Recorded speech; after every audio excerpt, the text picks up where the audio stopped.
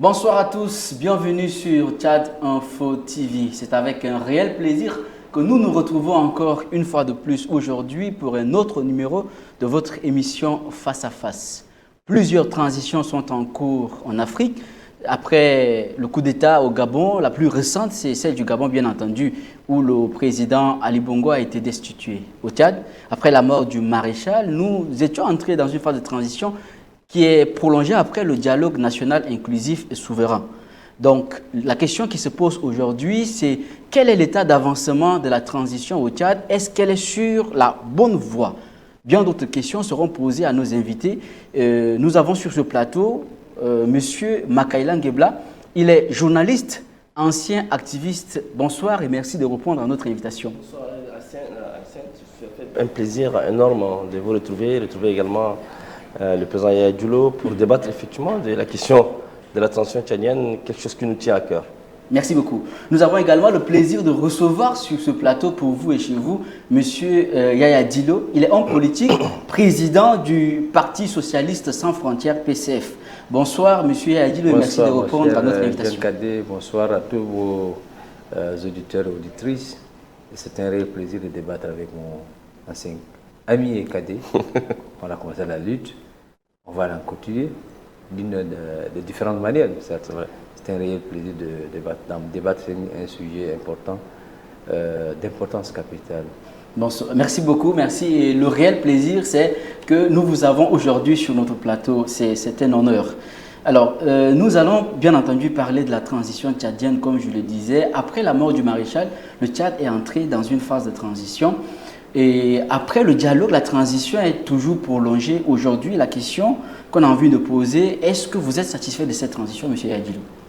Mais pas du tout. La réponse est simple. Il faut admettre que la transition a commencé dans des conditions tout à fait douloureuses, rappelons-nous, que le 27 avril, une semaine après la prise du pouvoir par la junte, et il y a eu le massacre de plus de 17 Tchadiens, civils manifestants, et ça a démarré à partir de là.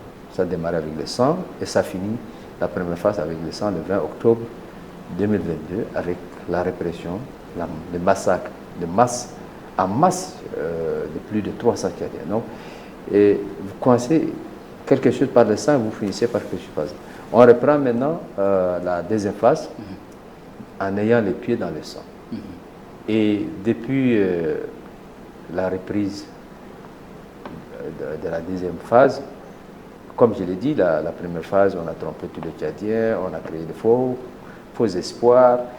La preuve est que mon ami Makaïla, qui était très actif contre le régime, il a subi les différentes séquestrations. Et nous étions entre 2020 et 2021 très activement ensemble sur toutes les lignes, sur tout le front de la lutte. Et ils sont rentrés de bonne foi, croyant que l'ouverture, la main tendue par la junte pourrait révolutionner les choses, peut-être jeter les bases et qu'il y aurait un bon dialogue. Malheureusement, ce n'était pas le cas. Nous avons prévu ça là parce que nous avons une belle expérience de tous les forats et les différentes manœuvres de dialogue que le régime précédent a organisé. Et ce sont les mêmes têtes qui sont là, la même élite intellectuelle qui organise les choses et les mêmes mécanismes, les mêmes méthodes sont sur la table. Et c'est pour ça que nous avons prévenu les Tchadiens en premier lieu. Dit que faites attention, le dialogue, un vrai dialogue politique, a des critères objectifs. Il faut tenir compte des critères. La juste participation, par exemple, la souveraineté matérialisée du dialogue. Il faut laisser des Tchadiens, des intellectuels éminemment expérimentés sur les questions politiques, économiques et sociales qui sont souciés de part et d'autre, s'asseoir ensemble dans des conditions de transparence, de liberté et de démocratie et débattre sur l'ensemble des questions nationales sans tabou et trancher de manière démocratique. Ce n'était pas le cas. On a vu, on a organisé, c'était une rencontre du MPS, tous ceux qui ont accompagné, non seulement accompagné, qui étaient des acteurs, de vrais acteurs qui ont accompagné la dictature précédente, étaient dans la danse. Les mêmes qui ont organisé le forum de 2018 Ce sont les mêmes qui ont organisé le forum de 2020. D'accord. Ce sont les mêmes qui ont organisé, qui étaient dans les Côtes-Nies. D'accord, de façon concrète, qu'est-ce qui peut faire que la transition n'est pas sur la bonne voie? Qu'est-ce qui peut faire que vous ne soyez pas satisfait de ce qui est fait jusqu'à ici? Comme je vous l'ai dit, nous, ce qui nous intéresse, ce n'est pas la façade. Oui. Ce qui nous intéresse, c'est les fonds. Oui. Les fonds, on sait que le régime a trompé tout le monde. Et la finalité est que, même imaginez un événement qui a duré pendant 3 mois ou 2 mois, quelques jours, et où il n'y a eu aucun vote. Où toutes les résolutions ont fait un simulacre d'adoption par consensus, et après, beaucoup se sont plaints, même ceux qui ont participé. Très bien. Donc, pour vous, déjà dès le début, le dialogue a été faussé. D'accord, très bien. Rappelons l'autre dialogue, n'oublions pas, le premier dialogue d'ailleurs parmi les politico-militaires. On a vu récemment des menaces qui continuent toujours. On a prévenu ça. Parce que le gouvernement a gonflé volontairement. Très bien. Nous allons revenir, bien entendu, sur la question du dialogue de Doha. On revient à M. Makaïla Ngebla. Je le rappelais, vous étiez activiste, vous étiez même contre déjà la prise du pouvoir après la mort du maréchal. Et ensuite, avec la politique de la main tendue du président de transition, ça vous a permis de revenir au pays. Après plus d'1 an, quelle analyse vous faites de cette transition? Est-ce que vous êtes satisfait de votre retour au pays, de tout ce qui se passe jusqu'à maintenant? Merci beaucoup. En tout cas, encore une fois de plus, merci à M. le Président Yadjulo d'être là pour débattre effectivement de la transition tchadienne. Et je constate qu'il a fait un état de lieu certainement alarmant, étant donné qu'il est dans sa logique d'opposant au pouvoir en place. Et c'est vrai, l'opposition avait émis des réserves par rapport à la tenue du dialogue national inclusif qui a eu lieu. Et nous, en ce qui concerne la diaspora, vous l'avez souligné, on était des opposants contre le régime précédent. Ce qui nous a motivés, c'est la démarche qu'a initiée le président Mohamed Idriss Déby, qui est venu à Paris, rencontrer un certain nombre d'acteurs. Et il s'avérait que nous, l'opposition à la diaspora tchadienne, était en quelque sorte le porte-parole du peuple tchadien à l'étranger. Donc on était en quelque sorte l'interface à travers nos blogs, à travers nos pages respectives, on était l'interface, le relais de l'opposition tchadienne, la société civile internationale. Donc le président, en venant à Paris, il a fait le choix de nous rencontrer. On a répondu, comme vous le savez très bien, il ne faut pas rejeter ou bien refuter toute main tendue, tout appel à un dialogue. Donc on est parti avec la bonne foi, la sincérité de rencontrer le chef d'État. Il nous a convaincus en nous disant venez m'aider pour vraiment tourner la page et faire en sorte que l'inclusivité soit d'actualité. Donc nous, on a fait ce choix de venir l'accompagner. Et donc c'est comme ça que nous, les 4 activistes, on était venus pour être à ses côtés et puis aider dans une nouvelle vision de la transition politique ou même la sphère politique tchadienne. On constate certainement des insuffisances. Aujourd'hui, si je vous dis que tout va bien, ça veut dire que j'ai menti. Et donc, moi, j'estime qu'effectivement, des actes ont été posés, notamment l'accord de paix de Doha, qui a permis à un certain nombre d'acteurs de l'opposition armée à venir. Nous autres, la diaspora tchadienne, les activistes étaient rentrés. Il y a également la tenue du dialogue national inclusif, qui certainement n'a pas vu la participation de l'opposition comme incarnée par Yaya Djulo et d'autres voix. Mais on a l'impression qu'il y a d'autres figures de l'opposition tchadienne qui ont pris part à ce dialogue qui est aujourd'hui certainement contesté par un certain nombre d'acteurs. Mais nous estimons que les recommandations qui sont issues de ce dialogue peuvent maintenant s'appliquer. C'est pourquoi j'aurais souhaité dès le départ que des voix comme Yaya Djulo et d'autres n'auraient dû pas vraiment boycotter ce dialogue national inclusif. Elles auraient dû être là au sein de ce dialogue, participer dans ces plénières, opposer, donner leur point de vue et peut-être après faire juger. Mais là, rester dehors et juger, l'histoire leur donnera peut-être tort. Leur donnera tort, ça veut dire quoi? Ça veut dire que juste après le dialogue, un certain nombre d'acteurs, sans les citer, avaient initié une marche qui a été certainement réprimée, dont il a fait tout à l'heure allusion. Nous regrettons ce qui s'est passé. Vraiment dans sa globalité, il faut regretter et condamner. Maintenant, nous pensons que, vu l'environnement géopolitique, du Tchad, et vu le positionnement du Tchad en tant que seul pays qui garantit un certain nombre de stabilité, j'estime que la communauté africaine internationale a mis sur une transition comme la nôtre justement, pour plus d'apaisement. Justement, pour ce que vous dites, la transition tchadienne est citée parfois comme une référence, c'est-à-dire une transition qui est sur une bonne voie de réussite, hein, qui peut relever le défi. Alors, Qu'est-ce qui justifie cette considération, puisque vous avez déjà abordé le sujet? Ce qui justifie cette considération, ça veut dire que le Tchad est vraiment, je dirais, le seul pays stable dans une sous-région déstabilisée. Vous avez le Soudan, vous avez la Centrafrique, vous avez la Libye, aujourd'hui vous avez le Niger. Et depuis un certain nombre d'années, la communauté internationale, à travers la France et d'autres pays, ou bien l'Union africaine, estime que le Tchad fait face à des menaces terroristes. Il faut miser sur son armée. Et donc ça, c'était une des premières garanties qui a permis à la communauté internationale de peut-être appuyer les acteurs de la tension, les autorités de la tension.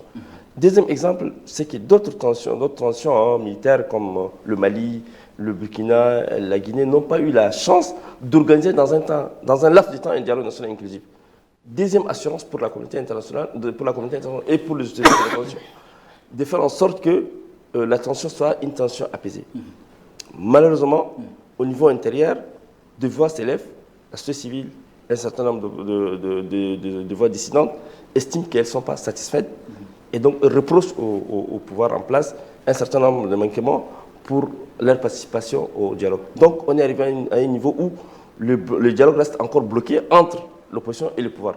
Mais cela n'a pas empêché, à mon avis, que la tension tchadienne se déroule telle que les autorités de la tension le veulent. Très bien. Mais nous autres, on est là, effectivement, pour non seulement tout saluer ou bien dire tout va bien, mais également de faire des critiques en interne pour dire au chef de l'État et à d'autres autorités de tension que rien ne marche et qu'il est vraiment temps encore de se rattraper. Se rattraper, ça veut dire qu'il faut l'inclusivité. Il faut encore que la main tendue du chef de l'État soit approfondie et qu'elle aille au-delà, effectivement, des simples paroles, mais qu'on aille vers un acte sincère pour que tous les fils du Tchad soient aussi associés à cette tension. Très bien. Alors nous revenons à M. Adilo. La question, elle est également reposée, c'est-à-dire la transition tchadienne est considérée comme une référence et une transition qui est sur une bonne voie qui est en fait en voie de réussite. Est-ce que vous considérez, est-ce que vous pensez que cette considération est justifiée?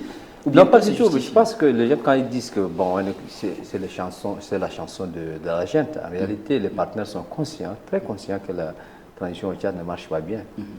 Mais sauf qu'ils ferment les yeux compte tenu de la situation au Soudan, la situation au Niger, etc., qui viennent bouleverser, si vous voulez, l'ordre même mondial des choses, la bipolarisation, des blocs, etc., les luttes stratégiques, etc. C'est ça qui fait qu'il ne faut pas trop mettre peut-être la pression sur la junte, il faut analyser autrement. C'est vrai qu'elle ne satisfait pas aux critères objectifs d'une transition. Et je vais vous dire ici, il y a eu beaucoup de clashs. La preuve est que aucun partenaire, dans les coulisses, on les voit, dans les cérémonies, etc., n'est d'accord avec la forme même actuelle, la manière d'organiser le référendum. Ce qui est arrivé le 20, tout le monde a condamné. C'est que le dialogue lui-même, l'Union européenne, les États-Unis d'Amérique, tout le monde, l'Union africaine, tout le monde a décrié les manques de transparence et d'inclusivité. Et donc, en aucun cas, c'est cela qui constitue en grande partie la communauté internationale. La communauté internationale n'a jamais donné une culture de référence à la gente. C'est la chanson propre à la gente. Donc ici, c'est la gente qui croit que peut-être les égards qu'on fait à son endroit sont dus au fait de sa réussite. En réalité, c'est de laisser faire un peu pour ne pas trop froisser, pour qu'il n'y ait pas d'autres situations incontrôlées et qui vont mettre la pendule à zéro, peut-être bouleverser toute la stratégie de la sous-région. Ça, c'est une inquiétude partagée par les partenaires. Maintenant, comme je l'ai dit, rien n'a marché. On a fait par moment, et mon jeune conseiller a rappelé, il a fait allusion aux accords de Doha, je vais revenir dessus. C'est vrai, il y a quelques 2 mouvements, ou 3 mouvements, ou 4 à la limite, qui étaient des mouvements qui étaient déjà, je disais, qui en perdition de force, qui étaient en difficulté déjà sur le terrain, mais qui ont quand même des grandes figures, qui ont signé l'accord et qui sont revenus dans des conditions, peut-être ils ont saisi l'occasion, comme lui l'a rappelé, mais essentiellement, les 52 mouvements qu'on a déclarés, c'est des gens qui sont créés de toutes pièces ici. D'accord. Les autres, les vrais mouvements sont restés intacts. Les Tchadiens des politico-militaires sont toujours restés dans leur garde. Les Tchadiens de l'intérieur, surtout l'opposition, la vraie opposition, la société civile, la vraie proposition civile, est restée intacte. D'accord. Puisqu'on sait que de ce dialogue, rien de sincère n'a été sorti. Tout ce qu'on a fait, on a légitimé la gente en participant à une mascarade de dialogue. On lui a donné une inquiétude de légitimité. Et tout de suite, toute la communauté internationale, le monde entier a compris que ce n'était pas vrai. Le processus n'est pas inclusif, n'est pas démocratique. Tout le monde le dit. Et ça finit par le sang. Et je suis sûr que ça va finir par le sang aussi, la deuxième phase. Parce que on leur dit, imaginez aujourd'hui, l'espace de liberté est totalement fermé. Depuis que la gente a repris les choses en deuxième phase, elle s'est arrosée 2 ans de transition. Maintenant, tout l'espace de liberté est fermé. Aujourd'hui, aucun parti politique sérieux ne peut organiser ni une marche, ni un meeting, ni c'est pas une activité importante qui va réunir des centaines de gens. Vous avez vu l'ordonnance sur les attroupements qui interdit même les regroupements de petite taille, 10 personnes, 20 personnes, par là. Un simple chef d'unité militaire peut venir vous tuer. On lui a donné les quitus, puisque dans la loi, on lui dit qu'il a l'autorisation de tuer. D'accord, très bien. Maintenant, c'était une méthode intelligente que la gente veut dire fuir de ses responsabilités, puisque les crimes, les premiers responsables, c'est les premiers responsables du pays. Donc, il veut léguer les crimes maintenant. Organiser les crimes d'une autre manière. Ok. Est-ce que l'espace de liberté a été fermé? Totalement. La question est adressée à Makaïla. Mais je pense que M. Yaya Dilo est dans son rôle en tant qu'opposant de relever certains manquements liés au rétrécissement de l'espace de liberté civique et politique. Est-ce que vous partagez son avis? En tant que conseiller chef de l'État, je peux partager son avis, étant donné que je suis conseiller aux droits de l'homme. J'estime que nous avons pensé et réfléchi un moment à faire en sorte que l'espace de liberté civique et politique qui est dénoncé ici par l'opposition et la société civile puisse être déverrouillé et que cela puisse permettre à l'opposition tchadienne civile et la société civile et les activistes à prendre part activement à la construction d'une démocratie tchadienne. Ça, c'est en réflexion. Maintenant, les gens sont partis du fait que pourquoi verrouiller ou bien limiter l'espace de liberté civile et politique, parce que les gens redoutaient un peu un certain nombre de débordements. Et comme vous savez... Donc vous reconnaissez que l'espace est verrouillé? L'espace est verrouillé en sorte, parce qu'en fait, il a parlé d'une ordonnance. Je ne peux pas remettre non plus en compte une ordonnance qui est déjà rendue publique. Okay. Et dans donc ces vous cas, êtes contre l'ordonnance ou vous êtes pour? Écoutez, c'est une ordonnance qui est officielle, je ne peux pas la remettre en cause, étant donné que je ne peux pas... Conseiller, je m'excuse de faire une question dans votre réponse. Oui. En tant que conseiller chargé du droit de l'homme, Oui. en quoi cette ordonnance, parce que vous savez, une ordonnance, c'est quand le pays est dans une situation de difficulté, une conjoncture exceptionnelle arrive, par loi d'habilitation, la structure parlementaire, même si c'est décrété, nous ne considérons pas comme un parlement, c'est un regroupement d'amis, de copains qui sont accompagnés d'une chambre d'enregistrement pour nous. Donc, même ne serait-ce que la chambre d'enregistrement, il y a aussi des cadres qui sont là, qui représentent des minorités, peut-être qui sont sérieux, qui sont dans le système même. Il y a des gens qui ne sont pas d'accord que dans les pays, de telles lois puissent être adoptées. Donc, votre gouvernement a intelligemment évité qu'il y ait débat, même dans sa propre chambre d'enregistrement, pour éviter les yeux ou les regards de l'opinion nationale et internationale. Et c'est de cette manière qu'ils ont, par loi d'habilitation, c'est un abus de l'exécutif. Ils ont adopté cette ordonnance. Si vous lisez cette ordonnance, est-ce que vous pensez que ça va garantir les droits humains? Justement, je suis tout à fait d'accord avec vous. Nous, on essaie de faire en sorte que les droits humains soient respectés dans ce pays. Et la prise de conscience, ou bien la mise en place de cette ordonnance visait également de sécuriser plus l'espace de liberté civique et politique, compte tenu, on est dans une transition, qui veut dire, une transition, ça veut dire qu'on est dans une espèce de passage. Et que cette ordonnance ne peut pas avoir son sens en l'imposant à la société civile. On aurait dû certainement réfléchir et permettre à l'opposition tchadienne de participer pleinement au débat national, participer à travers les manifestations, à des prises de parole. Mais cette ordonnance, certainement, a fait couler beaucoup d'encre et de salive au sein de l'opinion nationale et internationale. Donnons-nous encore la chance de convaincre les chefs de l'État à faire en sorte que cette ordonnance qui fait obstruction à la société civile de participer ou bien à l'opposition puisse être quand même modifiée et permettant à cette opposition tchadienne et à la société civile de participer ne serait-ce que pour le reste de l'attention, ça va peut-être permettre au chef de l'État d'inscrire cela dans un de ses actes qu'il va peut-être poser dans la phase 2 de l'attention. En tout cas, est-ce que vous serez pour si on décidait de retirer cette ordonnance? écoutez, on y travaille dessus pour que cette ordonnance soit retirée s'il le faut. D'accord. Mais là, il faut absolument que nous essayons de convaincre. Ça ne dépend pas seulement du chef d'État. Il faut aussi convaincre Merci pour la primature. franchise, mon chef. Il faut aussi également convaincre le CNT. Il faut convaincre tous les acteurs impliqués dans l'attention. Donc, il faut vraiment, non seulement, il faut absolument que la position prenne part à son activité régalienne, qu'elle, cette opposition tchadienne, manifeste également. Et ça, c'est de mon point de vue. Et ça peut être un point de vue qui peut être aussi accepté par le chef de l'État. Très bien. Alors, vous avez tout à l'heure parlé du référendum. On a remarqué que la révision du fichier électoral est terminée. Après, on fera face à un référendum ou sinon aux élections présidentielles qui se tiendront à la fin de cette transition. Est-ce que vous pensez qu'on pourrait avoir des élections libres et transparentes après ce processus? Non et non et non. Pourquoi? Parce que nous connaissons le système. Oui. Nous ne sommes pas des gens lesquels le système peut facilement nous manipuler. Moi, je vais vous dire, en 1996, j'ai participé en tant que président d'un bureau de vote. Première participation d'une élection libre au Tchad. Et j'ai vu comment le régime modifiait les PV. Après, ça a évolué. Et vous savez, ce sont les gens qu'on connaît qui travaillent toujours dans les CNU. Et ça a évolué, le régime l'a adapté dans le temps. Ça veut dire qu'on modifie les PV qui viennent essentiellement dans des coins un peu reculés, là où les contrôleurs, les observateurs ne peuvent pas tout contrôler. On laisse certaines villes où il y a l'opposition est très présente, les dénonciations sont excessives, dérouler de manière démocratique, pour donner l'impression que tout est démocratique. Au fond, tout n'est pas démocratique. Après, ça a évolué.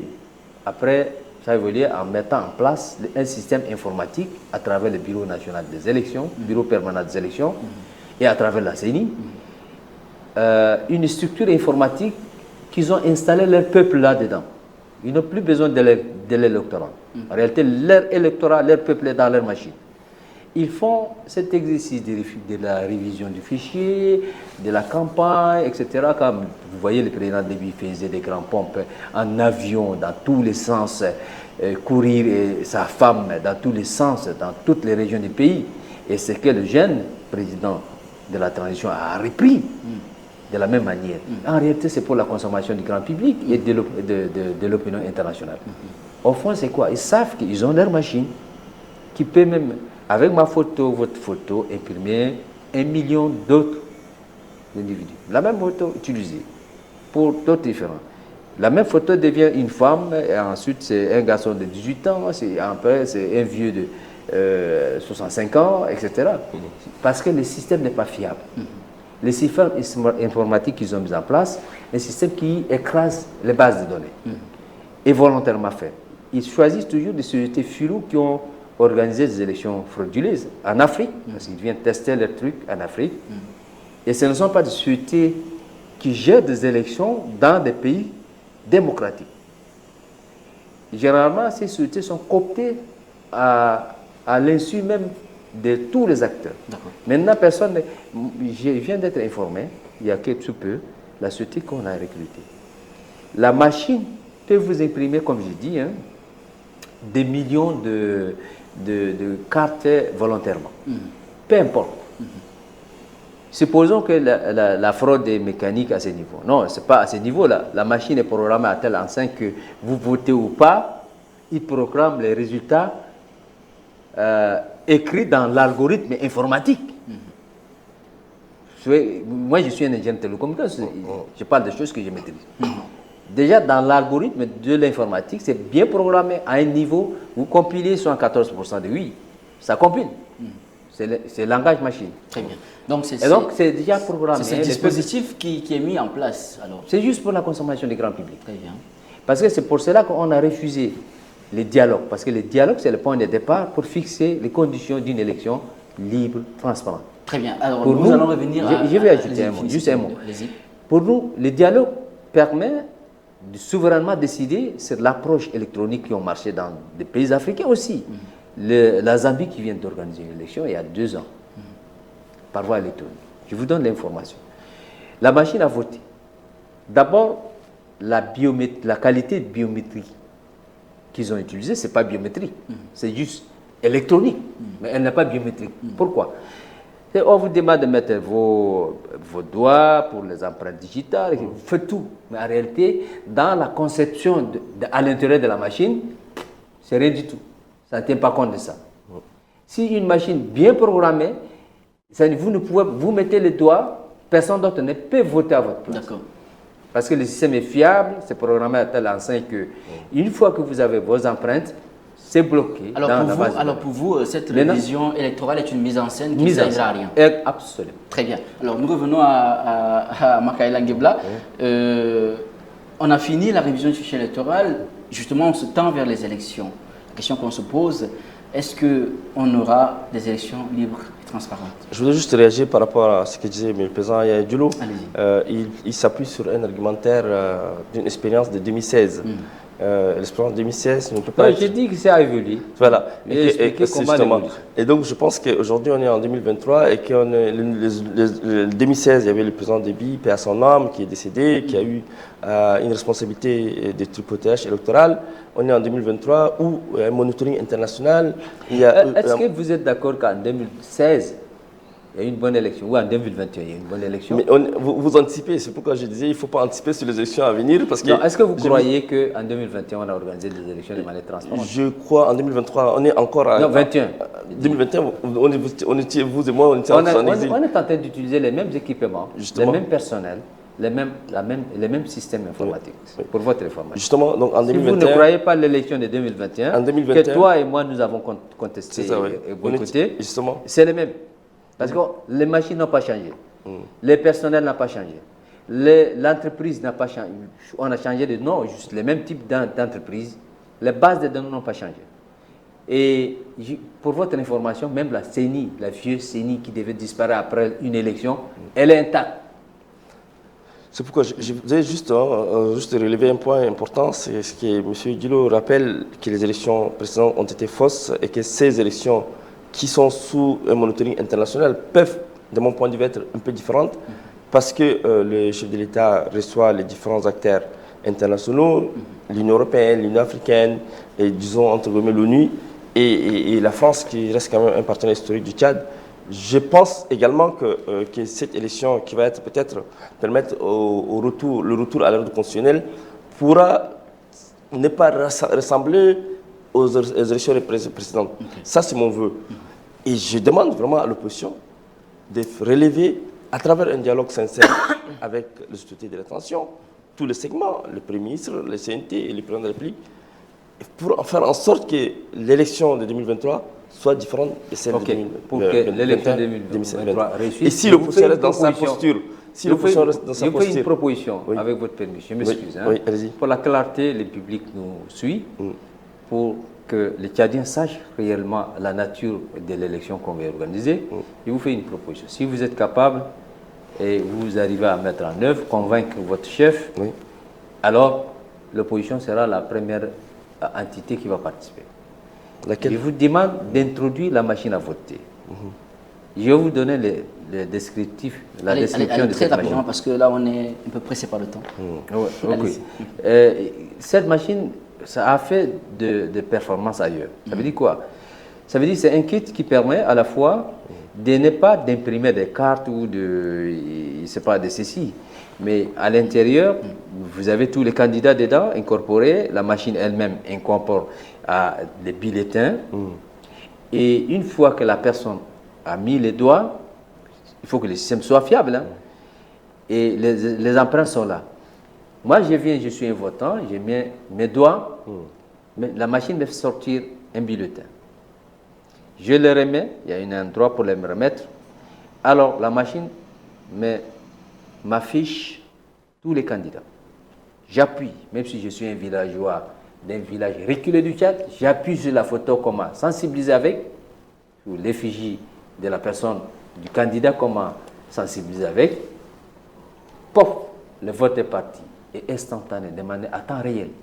Et même moi qui suis à côté qui utilise mon téléphone ou la chaîne Tchad Info TV peut comptabiliser, puisque le vote est parti, le système peut connecter même les chaînes. Si vous suivez l'élection aux États-Unis d'Amérique, au Canada, je ne sais pas, etc., les résultats sont computés à la fin de la journée. Merci beaucoup. C'est ça qu'on appelle les votes. Vous acceptez? C'est une excellente, je pense que c'est une excellente proposition, mais M. Yadjulo a oublié quelque chose, que nous sommes dans un pays en développement. Et je vous ai dit que ça a réussi en Gambie. Justement, en quoi le Tchad est inférieur à Gambie? Aujourd'hui, techniquement, c'est possible. Pourquoi? En Gambie, il y a des équipements. Si vous voulez parler de la disponibilité de l'électricité, je voudrais juste... il y a des équipements solaires. Allez-y, permettez qu'il finisse. Monsieur Diolo, vous parlez de l'Internet, il y a de l'Internet satellitaire qui est disponible. Allez-y, justement, vous pouvez organiser effectivement une telle élection avec un fonds extérieur, ça veut dire qu'il faut mobiliser les partenaires internationaux. Monsieur Diolo fait référence à la Gambie, qui sort d'un régime où de Yahya Jammeh qui a été contesté par la population. Non, je n'ai pas de Zambie. Voilà, la Zambie, c'est un pays d'une stabilité incroyable, un pays où la partenaires...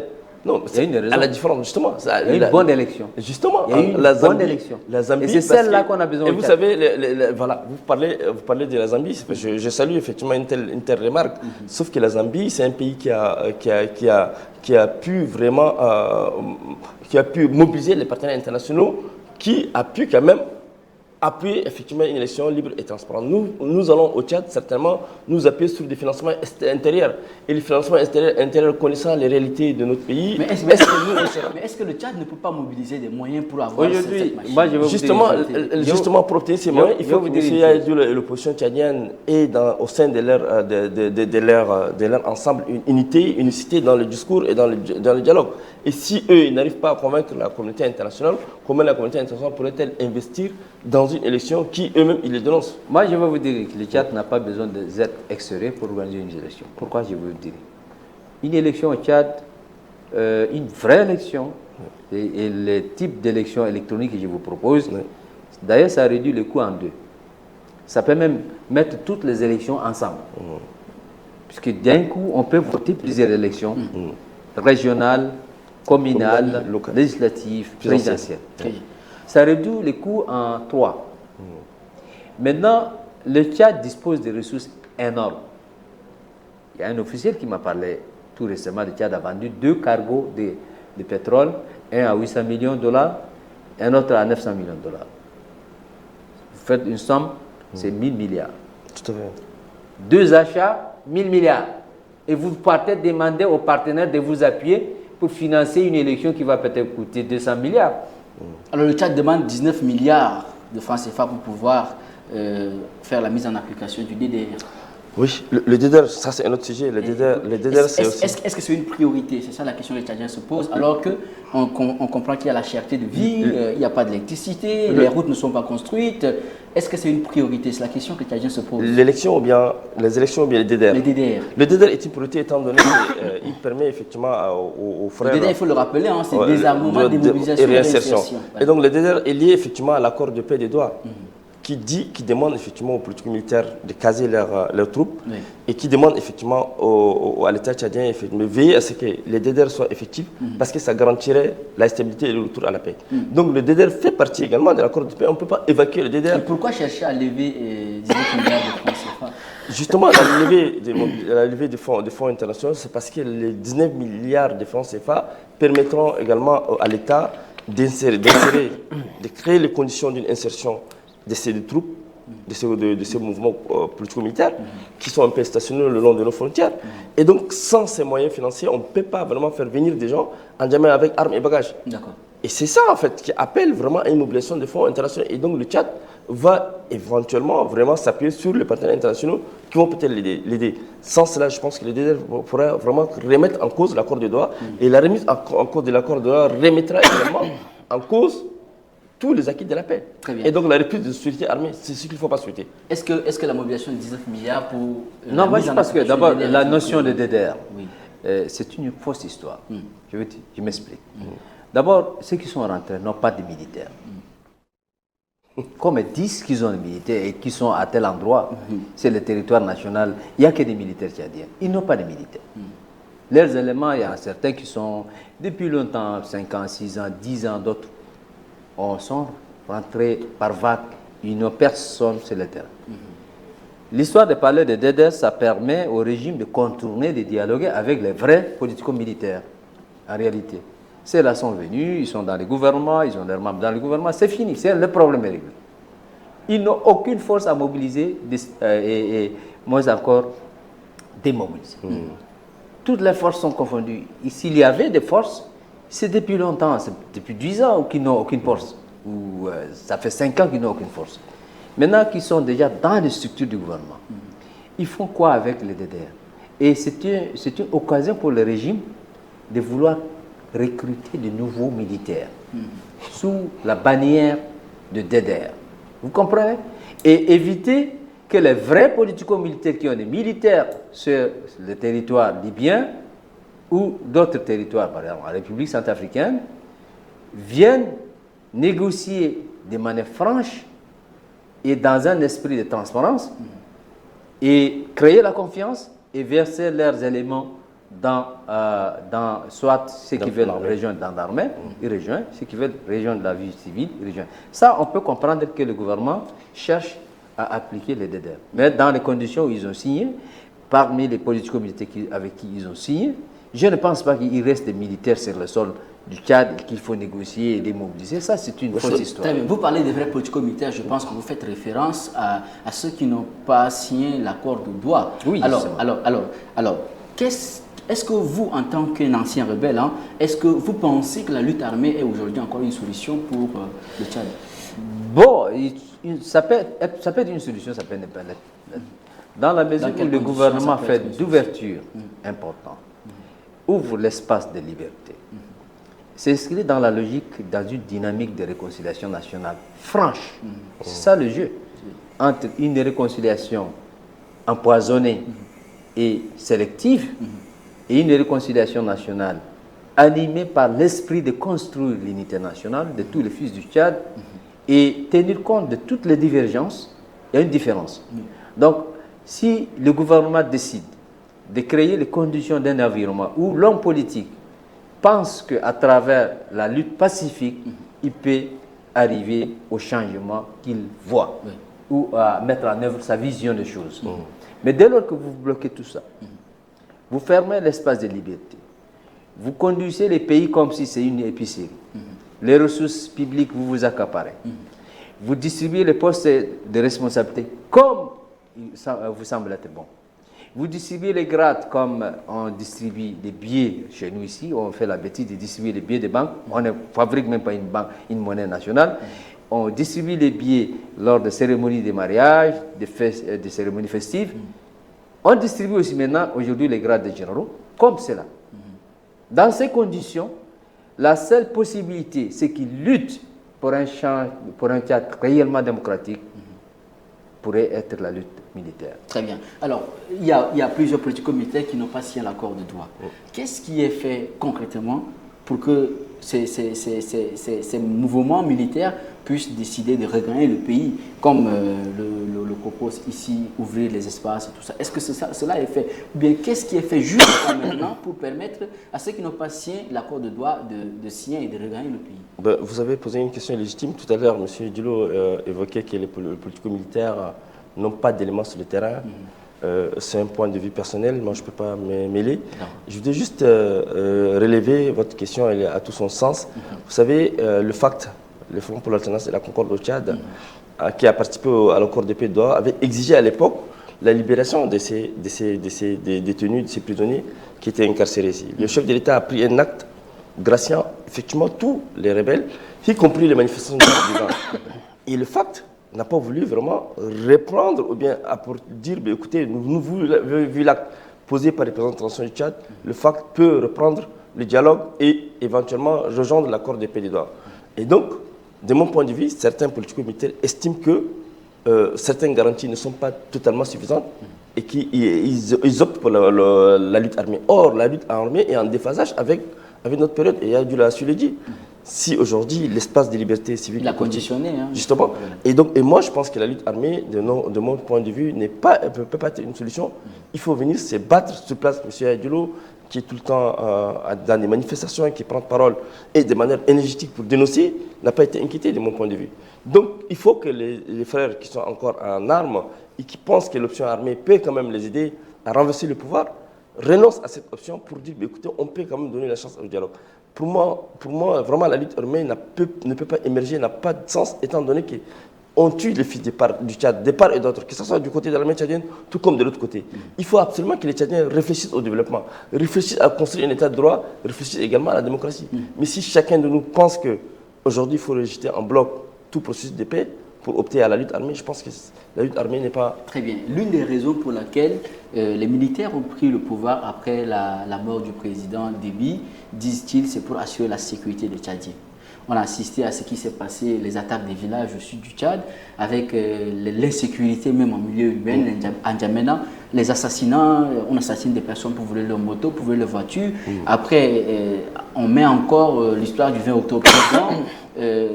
Où sont partis les coupables? Est-ce qu'ils ont été repérés? Est-ce qu'ils ont été traduits en justice et tout? Est-ce que la transition a son sens, puisqu'ils disent qu'ils sont là pour la sécurité? Est-ce que la sécurité des Tchadiens est vraiment assurée? Merci, la question est pertinente. Avant de répondre à cette question, permettez-moi, je prends 30 secondes pour m'attarder un peu sur la question des FAC. Okay. Je crois que le président du FAC, le conseiller l'a dit, même si l'acte de les gracier, tout ça, bon, on peut, de loin, on peut dire que c'est un acte de bonne foi, etc. En réalité, ce n'est pas un acte de bonne foi. Je vous dis pourquoi. Parce qu'il y a eu beaucoup de gens qui ont accusé que ce sont ces gens qui ont tué le président Déby, et a été assassiné. Même le petit frère du président Déby est sorti pour dire que Déby, son frère, a été tué par ceux qui ont pris le pouvoir, etc. Pour habiller la chose, très rapidement, on a déclenché les procédures judiciaires contre les éléments de FAC. Maintenant, on les condamne. Et maintenant, on veut faire croire que c'est eux qui ont tout tué, qu'on condamne même sur le plan pécuniaire, 1 milliard aux ayants droit, etc. Maintenant, bon, on vient dire, bon, maintenant on les relâche. On ne l'a pas fait pour aller dans le sens de bonne foi pour négocier avec les FAC. Ils l'ont fait pour habiller ce que les gens disent, ce n'est pas de la réalité, c'est la mort du président Déby. Les condamnés, jeter sur eux toute la responsabilité et maintenant les gracier. Donc je veux juste réagir par rapport à ça et puis compléter. Laissez-moi finir.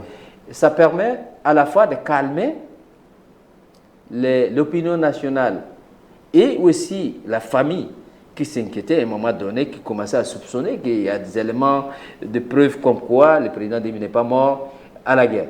Donc, on a jeté toute la responsabilité sur eux. Donc, juridiquement, il dit, bon, ok, c'est passé. Maintenant, le gouvernement n'est pas reparti vers le FAC pour négocier.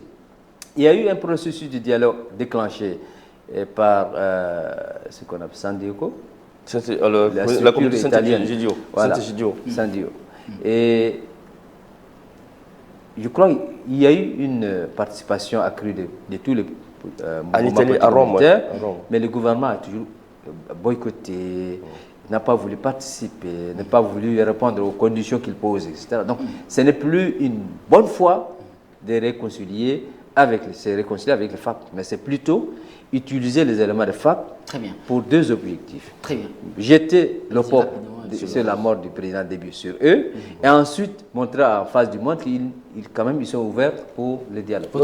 Justement, je fais la réplique, je voudrais juste préciser à M. Diolo, je fais partie des gens qui ont été consultés pour la libération des éléments du FAC, et y compris lors des avocats du Tchad étaient impliqués pour avoir vraiment leur analyse de la situation. Faudrait-il pas libérer les éléments du FAC? Donc je pense qu'il a une analyse qui est un peu parallèle, un peu différente de nous autres qui avons même participé, parce qu'il a fallu qu'on discute avec l'ordre des avocats pour leur demander est-il possible ou non de libérer. Et donc les avocats tchadiens ont à l'époque encouragé le chef de l'État et d'autres voix aussi internationales, comme l'ambassade des États-Unis, les partenaires internationaux qui ont demandé au chef de l'État de libérer les prisonniers, y compris les manifestants ou bien les insurgés des événements du 20 octobre. Donc ça, il faut le reconnaître. Cet acte qu'il a posé et qui a permis quand même, si je peux me permettre, à décongestionner un peu l'inquiétude des parents et même des éléments. Et malheureusement, certains nombres. Pourquoi arrêter les victimes, des innocents et faire croire aux gens qui ont les gracies de quoi par rapport? Mais quand même, coupable ne va pas condamner la victime mais quand même, pour jouer à la clémence par la suite en montrant.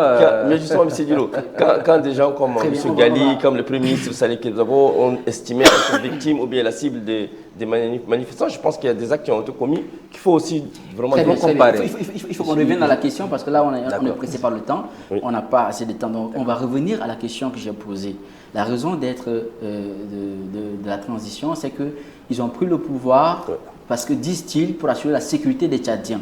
Maintenant, on remarque qu'il y a de l'insécurité un peu partout avec ce qui s'est passé au sud du Tchad, avec l'insécurité même en milieu urbain, des assassinats et tout. Est-ce que la transition a assuré sa raison d'être, celle de la sécurité des Tchadiens? C'est ça la question. De mon point de vue, non. Pas du tout, puisque, comme j'ai rappelé, une semaine après, ce n'est pas aux Tchadiens qu'on a assuré leur sécurité, mais on a tué les Tchadiens.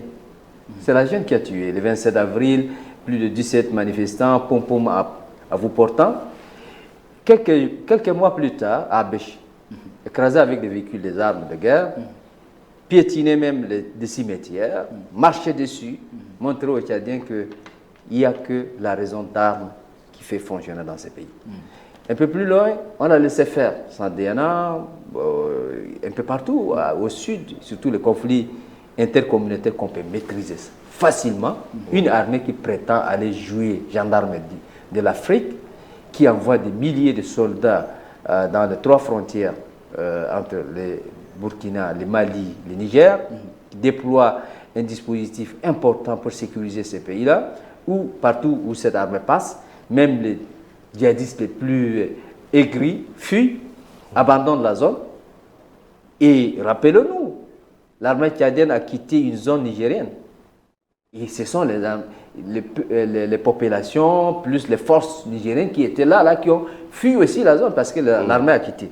L'armée tchadienne a quitté. Donc, c'est une armée connue de sa capacité de grande opérationnalité.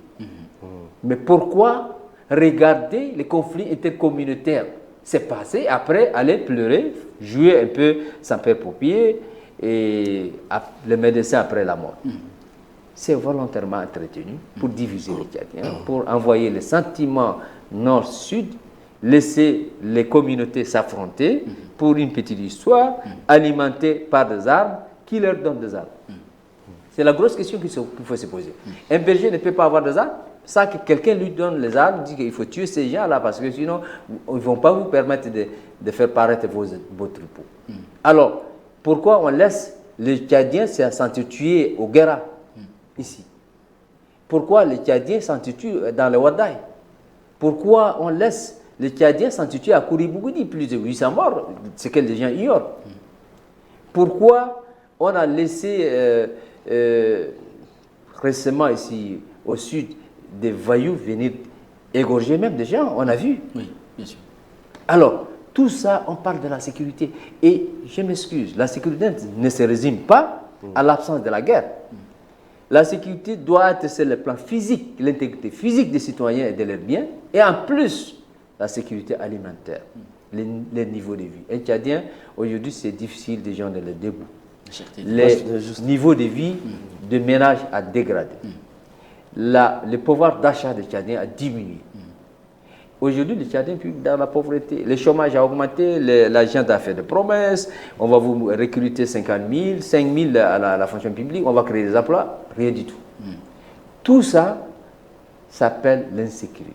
Très bien. Alors, nous allons reposer la même question à Makaïla Ngebla.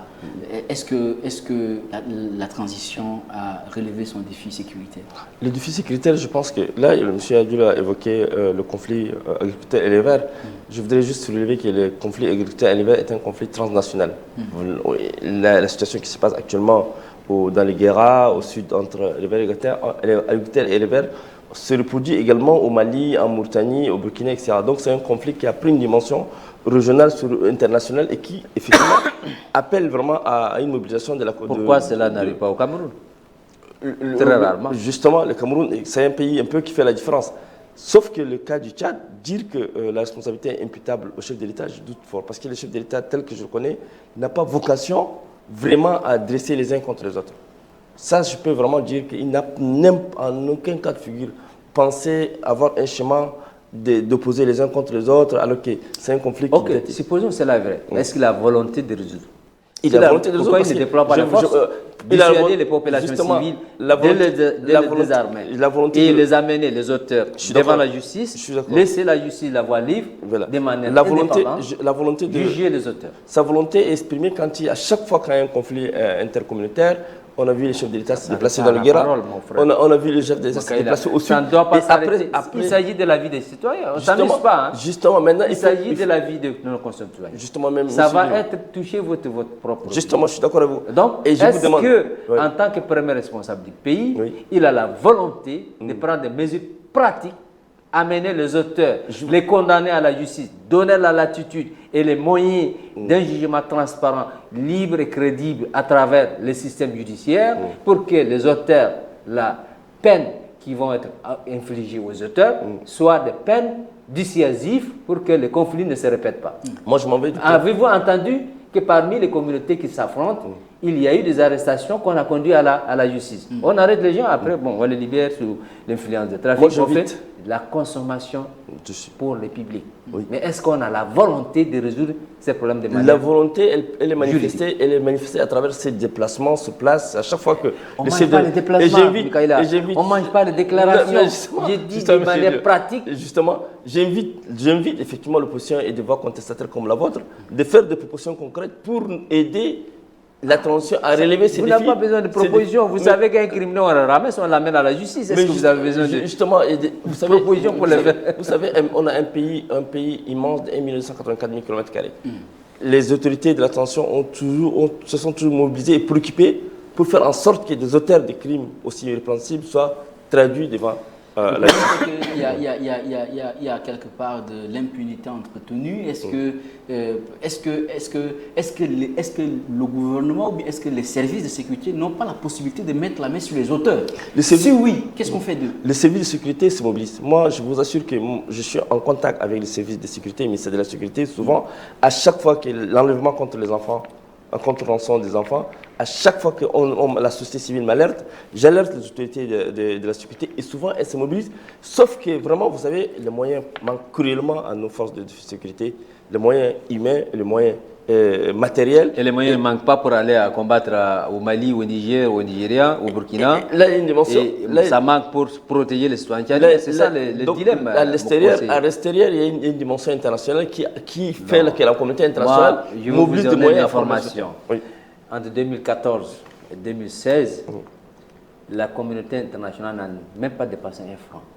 Le Tchad a financé sa participation à la lutte contre le terrorisme sur le budget de l'État. C'était l'agenda du chef de l'État. Ah oui, mais pourquoi ne pas... Et donc c'est sa politique, vous ne pouvez pas lui remettre en cause. Si lui, il a développé les autres ramassent. Pourquoi ne pas équiper les forces de l'ordre, aller ramasser un petit criminel qui est dans un village? Est-ce que ça demande des moyens? À l'époque, c'était la stratégie. Mais les Tchadiens aussi ont besoin, lorsqu'ils sortent avec leur moto, ils ont besoin de se sentir qu'ils entreront à la maison. Ça, c'est la sécurité urbaine. La sécurité urbaine, vous savez, maintenant, vous savez, sur le rond-point, à chaque fois, il y a des checkpoints qui étaient dissuasifs pour reprendre les termes de M. Dilo et pour éviter à ce que le Tchad ne s'enlise, ou bien les pays, N'Djamena, les villes, ne s'enlisent dans une insécurité. Est-ce que vous ne pensez pas qu'il y a des choses, qu'il reste des efforts à fournir pour pouvoir assurer la sécurité aux Tchadiens? Parce que les assassinats en milieu urbain, ça c'est récurrent. Ça se passe à Moundou, ça se passe à N'Djamena. Pas plus tard que le lundi, quelqu'un a été assassiné et sa moto arrachée. Je ne compare pas le Tchad à la France. Même en France, il y a l'insécurité persiste. Vous savez, dans les banlieues en France, il y a des enfants, des gens qui se font attaquer, des gens qui se font, des banquiers qui se font dépouiller de leurs biens. Donc l'insécurité a une dimension aussi internationale et qui dépasse effectivement. Donc il faut que les efforts, effectivement, j'appelle à une mobilisation des efforts des autorités de la transition et de même. Et c'est pas seulement les autorités. Il faut impliquer également les civils. Il faut que les civils dénoncent des personnes qu'ils estiment suspectes et qui sont potentiellement violentes. Et ça, il incombe également la responsabilité aussi de les donner. Mais si on donne tout à l'État, je pense qu'on ne pourra pas vraiment lutter efficacement, de manière la plus efficace, contre l'insécurité qui, vraiment, malheureusement, pose problème. On est en train de tendre la fin de notre émission, on est presque à la fin. L'autre question aussi, c'est, je crois qu'on l'a déjà brièvement brossé, c'est la cherté des vies, le manque d'électricité et tout ça. Qu'est-ce que la transition, quelles sont les dispositions mises en place pour pouvoir permettre d'apporter des solutions à ces problèmes que les Tchadiens vivent au quotidien? Cherté des vies, électricité. Justement, sur la question énergétique, je suis tout à fait conscient et je partage la tragédie. Le chef de l'État, hier, en inaugurant effectivement un projet, avait partagé effectivement sa passion, sa compassion avec les Tchadiens. La question énergétique est une question qui ne date pas d'aujourd'hui, elle date au-delà de 30 ans. Et donc, il faut absolument que nous trouvions une solution. La question de sécurité des vies, c'est lié effectivement au pouvoir d'achat. Si le pouvoir d'achat, ou bien le moyen des citoyens tchadiens, ou bien les salaires ne sont pas revalorisés, ça veut dire que ça peut impacter. Vous savez, dans notre société, quand vous êtes une seule personne, cadre dans une communauté, toute la famille, tout le village, toute la communauté repose sur vous. Ce qui veut dire que si vous êtes responsable, directeur de quelque chose, quelque part, vous êtes obligé de puiser de votre salaire-là pour non seulement. Donc, il faut absolument une politique sociale adéquate, convenable pour diminuer la souffrance du peuple tchadien. Et là, l'opposition. Comment? Est-ce que c'est fait? Mais justement, le cahier des charges de la transition, les recommandations sont pertinentes. Elles invitent les autorités à faire en sorte que la question sociale et la question sociale trouvent des réponses adéquates pour permettre à ce que les Tchadiens soient au moins bénéficiaires et partagent également le revenu du pays. Or, on a l'impression que il y a des gens qui n'aident pas effectivement les autorités de transition. On a des gens qui sont là pour nous saper certains efforts, mais il faut absolument que je pense que je partage totalement votre question. Très bien, très bien. Sur la question de la cherté de vie, je ne vais pas poser la question à Yadilo parce qu'il a déjà parlé. Maintenant, nous allons, sauf si vous avez quelque chose à ajouter. Hein. Oui, j'ai un avis par contre. Ce qu'il dit, c'est juste ça relève de son opinion en tant que proche collaborateur du chef de la junte. Mais vous savez, la cherté de la vie est une résultante de la gouvernance. La junte, pour formaliser la corruption et structurer maximum, remplir maximum les poches, a même au sortir du dialogue supprimé ce qu'on appelle le contrôle d'État.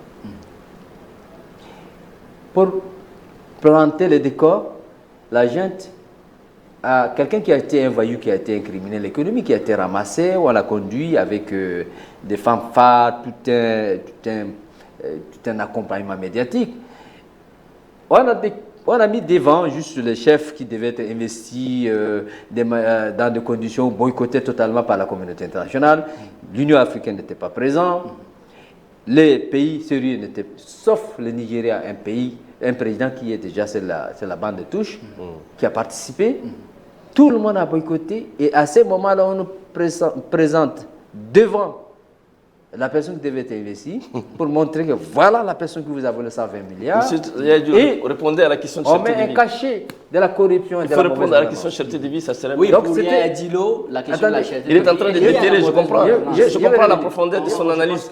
Il est en train de déterrer effectivement un problème. C'est un raisonnement scientifique. Ça n'a rien à voir. Je ne suis pas contre quelqu'un. Moi, je me suis battu toujours contre la gouvernance.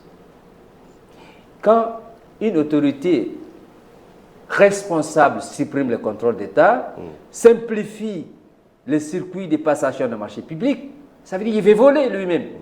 Il veut faciliter l'octroi. Et par la suite, on a vu. Moi, j'étais la première personne. Pour vous, c'est à l'origine de la cherté de la vie. Oui, ça impacte parce que ça met en déclin le système économique. Très bien. Et ça diminue les pouvoirs d'achat des citoyens. Très bien. Et ça, on a vu, les investissements de l'État sont orientés pour des investissements de vanité, pour juste montrer qu'on est en train de développer, construire les 30 mégawatts, qu'on fait quoi. Si vous ne résolvez pas le problème de la gouvernance de la société d'État, je viens de dire, quand un individu se permet d'acquérir les machines acquises sur le budget de l'État et les loue à cette société d'État, et vous n'êtes pas capable de dire stopper, à quoi ça sert de produire 30 mégawatts? Je pense qu'on va suspendre cette question de la cherté de vie. Chacun a donné son avis et c'est entendu. Les téléspectateurs ont compris la position de chacun. Maintenant, on va finir et rapidement, en 1 minute, s'il vous plaît, en 1 minute, dites-nous est-ce que si le président de la transition se présente aux élections, est-ce que cela ne peut pas entacher la crédibilité de la transition? Puisque quand on voit partout ailleurs, ceux qui dirigent la transition disent qu'ils ne seront pas candidats. D'abord, il ne peut pas. Au Mali, en Guinée et aussi au Burkina. Il ne peut en aucun cas. Est-ce que si le président de transition se présente aux élections, est-ce que cela ne sera pas un risque pour, illégal. Pour la stabilité? D'abord, c'est illégal. C'est une violation flagrante des instruments de l'Union africaine et des décisions relatives du Conseil de paix et de sécurité de l'Union africaine qui vient de dire clairement. Au début, ils ont tergiversé, ils ont commencé à couvrir la junte, les raisons hégémoniques et stratégiques des intérêts étrangers ont dominé. On a accompagné la junte et même de ceux qui disent les cas de particularité viennent de dire qu'on a fait des coups d'État. Ils confirment qu'il y a eu un coup d'État. Même le président Déby n'est pas mort par hasard. Et maintenant, ils ont été rattrapés par l'histoire. L'Union africaine, pour ne pas perdre la face, quand même, ils ont fait en dernier recours un geste, un petit geste pour dire que bon, les autorités de la transition ne doivent pas se présenter aux prochaines élections, conformément à la charte africaine des élections, de la démocratie et de la gouvernance. Et si c'est présent, et maintenant, si c'est présent, d'abord, c'est une violation des instruments internationaux. Deuxièmement, c'est une violation de son engagement, parce qu'il a toujours dit que les militaires vont retourner aux casernes et qu'il n'est pas là pour confisquer les pouvoirs, etc. Donc, c'est un homme sans parole qui va se présenter devant le peuple. Personne ne va les lire. Il n'aura même pas 0,1%. Très bien, merci. Monsieur Makaïla, si le président de transition, Mahamat Idriss Déby Itno, se présente comme candidat à l'élection présidentielle, est-ce que cela n'est pas un risque pour la stabilité du Tchad? Mais je voudrais vous poser une question, monsieur Mahmoud. Où est-ce que vous avez entendu monsieur Mahamat Idriss Déby a dit qu'il va se présenter à une élection? C'est une supposition. Si c'est mais une supposition n'est pas une vérité absolue. Donc c'est pourquoi je voudrais dire qu'effectivement les gens... Il a mis aux conditions aussi. Il a... En aucun cas, vous avez fait un parallèle avec le Mali, avec le Burkina et que ces vous êtes d'accord quand même que ce n'est pas une hypothèse, mais la constitution actuelle lui permet de se présenter s'il le souhaite. Mais lui, il n'a pas affirmé de manière officielle à un média ou à quelque part qu'il va se présenter. Donc pour le moment, moi j'ai mon point de vue. Jusqu'à là, quand on échange avec lui, le chef de l'État n'a pas une projection en commun. C'est-à-dire qu'il a encore la possibilité d'affirmer sa candidature. Mais il faut qu'il ait l'occasion, l'opportunité de s'exprimer. Donc on attendra qu'il se prononce avant que donc le suspense continue, effectivement. Très bien. Alors, tout le monde aura compris. Je crois que nous sommes arrivés à la fin de notre débat. Je vais vous donner 30 secondes, s'il vous plaît. 30 secondes, c'est 30 secondes. Pour votre mot de fin, M. Adjil. D'abord, je vous remercie infiniment de nous avoir donné cette occasion de nous exprimer et faire comprendre aux Tchadiens les enjeux de la transition. Et je voudrais inviter tous les Tchadiens, d'où qu'ils soient, et surtout c'est l'ensemble du territoire national, même si l'élection va être truquée, comme je l'ai dit, allez prenez votre carte, parce que c'est une identité d'un citoyen d'avoir sa carte électorale. Et même si on va vous voler, il y a beaucoup de mécanismes qu'on va détailler. On ne va pas leur permettre de nous voler. On va voler aussi eux. Comment? On a les moyens d'action de l'intérieur du système de Tchadiens qui vont être dans le système même de la CONAREC. Ce sont les Tchadiens. Ils doivent se soucier de leur propre avenir. Et donc, j'invite les Tchadiens d'aller chercher la carte d'abord. Malheureusement, c'est déjà clos à la dernière minute. Maintenant, ceux qui veulent de savoir un peu plus sur les mécanismes de la fraude, le PCF reste ouvert, on va vous expliquer de fond en comble pour que vous compreniez. Nous allons communiquer beaucoup plus. J'ai l'impression que même mon ami Makaïla, avec qui on a du temps ensemble, semble être un peu limité dans sa compréhension de l'ampleur de la fraude qui est mise en place pendant des décennies et qui continue. Merci, Monsieur le Président. Merci, Monsieur le Président. Cette limite est liée à mon exil, parce que j'étais à l'étranger, donc les manœuvres qui se font... Je voudrais vous remercier, vous personnellement, et Tchad Info, pour le travail que vous abattez en faveur de la démocratie dans notre pays. Je félicite également M. Djulo pour sa sagesse avec laquelle on a mené ces débats avec beaucoup d'intelligence, et je salue également sa maturité d'inviter les gens à aller s'inscrire. Ça montre nettement sa volonté, éventuellement, de participer à une élection au Tchad. En tout cas, j'invite l'opposition tchadienne, la société civile et tous les segments de la vie politique tchadienne à élever le niveau du débat politique pour que nous essayons ensemble de relever les questions liées à l'état des droits dans notre pays. Très bien, merci Monsieur Makaïla Ngebla. Je rappelle que nous avons eu comme invité sur ce plateau pour ce numéro de votre face-à-face, nous avons parlé de l'état de l'avancement de la transition au Tchad. Nous avons eu comme invité Monsieur Yaya Dilo, qui est homme politique et il est président du PCF, Parti Socialiste Sans Frontières. Et nous avons également eu l'honneur d'avoir sur notre plateau Monsieur Makaïla Ngebla, qui est un ancien activiste, il est aussi journaliste. Il faut rappeler qu'il est aussi le conseiller du chef de l'État chargé des droits humains.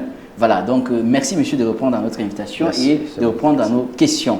Donc chers téléspectateurs, merci de nous avoir suivis. Nous sommes arrivés au terme de cette émission et nous nous donnons rendez-vous très prochainement pour un autre numéro de votre émission. D'ici là, portez-vous bien et prenez soin de vous. À très bientôt.